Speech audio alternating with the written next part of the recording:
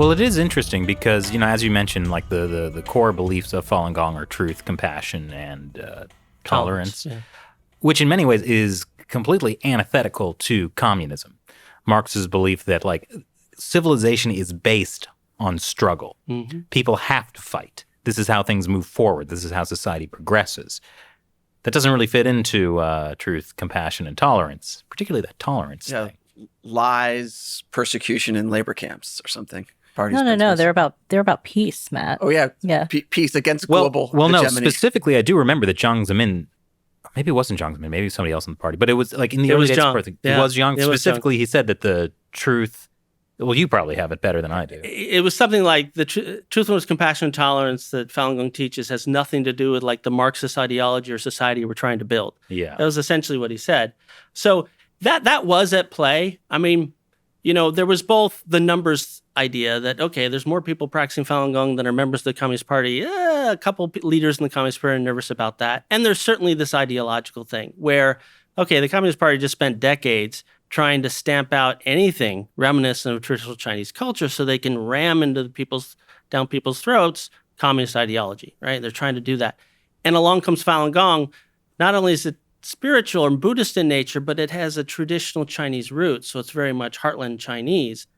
Certainly, there are some in the leadership that said, a little nervous about that. But neither of those reasons really pushed it over the top to the point where, hey, we're going to persecute this. It was the power grab. It was the power grab. That was really the main thing. And you can tell that's true because in the first few months, when Jiang Zemin said, okay, we're going to stamp these guys out, there was an enormous power struggle, even at the Politburo level.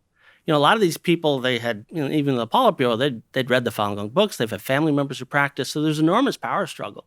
So you're saying that there were Chinese Communist Party leadership people who had practiced Falun Gong? Or who had practiced or had family members practicing, or certainly had opened the book and read through it and understood what Falun Gong was, and they're like, no, we're not doing this. And there was, from all the reports we got, there was a significant power struggle between Jiang Zemin and the Politburo members all throughout the summer of 1999 for that very reason. Yeah. Well, leaders come and go, but at least there's always power struggle. Well, it's interesting that it's because it seems like Falun Gong seems to be tied to so much of what's happening in China and, by extension, around the world. You talked about how it created the hacking that's going on, the Great Firewall, and really a lot of what's happening with the political fighting in China today, especially Xi Jinping's rise to power, all kind of ties to how the faction tied to Jiang Zemin that got involved in this persecution is desperately trying to cover it up. That's actually really important for people to understand. I mean, it's when there's a so-called leadership change in China, not so much. The people that came before have a faction, though that faction has a certain amount of power, and that power can be the dominant force in the government for years or maybe even decades afterwards. That's very true now, where you have Jiang Zemin, who's been officially out of power for 15 years, 16 years, something like that. He has a very powerful faction, and deciphering exactly what's going on behind closed doors and CCP power struggles is always sort of a bit of a black art, but all indicators show that faction remains very powerful, and they are in a sort of an enormous battle between Xi and perhaps even other camps within the Chinese government. And one of the main reasons would be Jiang Zemin doesn't want to be the one held to account for what's happened to Falun Gong over the last 21 years. I think it's amazing that Jiang Zemin is still alive. Well, I mean, I think one thing that occurred to me just like talking about this whole thing is that really, in a way, like the Chinese Communist Party or Jiang Zemin created his own nemesis, essentially, right? And that's like deep. in the traditional like sense of like you have created your enemy because this is like Greek mythology. Yeah, almost. yeah. Like it's kind of crazy to think about that, right? Like what you were saying, Levi, about like how probably Falun Gong would just be like, we'll just keep meditating over here or whatever, and none of this would have necessarily happened this way. Right, but in response to Jiang Zemin's persecution, Falun Gong practitioners in China started organizing and started, in their effort to bring truth, ended up bringing information that was critical of the Chinese Communist Party, which then developed into anti-censorship materials, which then developed into this global like VPN software and things that are helping people get around firewalls and all that. In short, Falun Gong is the CCP's biggest trolls. And, wow, I need to write that one down. Hold on. They hacked into the state-run media and brought their trolls. Yeah, absolutely. I mean, it's interesting what you said, Shelley, because I think that's exactly right. I mean, I remember going through this process myself, is that there's actually something in Falun Gong that's highly non-political. It's part of the community is that, especially in the 90s, is that this is very much a personal spiritual practice. We don't want anything to do with political power or the back and forth, the give and take of political jockeying. And so there was actually a lot of hesitation inside the Falun Gong community, even after the horrific torture abuses and human rights reports are coming out. There was a lot of soul searching. It's like, should we even say anything?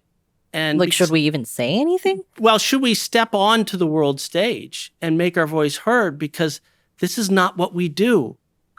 I don't do Falun Gong so I can step on the stage and say something. I do Falun Gong because it makes me feel great and it brings a lot of peace to my life. And I'd like to just go back to my backyard and keep doing that. And so you were practicing on the grass with your coworkers, not looking to go to Tiananmen Square. Not at all. And I think that's true with the entire community. So throughout the community, there was this sort of like hesitancy at the beginning to do much, publicly, because that's not what Falun Gong is about. But the atrocities, the abuses became so horrific, and the propaganda became so misleading. We got to a point where morally you had to do something. And that's where all this activity came from. And coming back to your original question, that's why I think had Jiang Zemin not done this, absolutely, the Falun Gong community would be more than happy to just be meditators doing what they're doing. That's what it is about. That's what it still is. Any activity we do on the human rights front is simply in a response to what's happened to us. If the persecution ends tomorrow and justice is served, more than happy to go back to my backyard, and that's it. You have a backyard? Small one. I'm a New Yorker.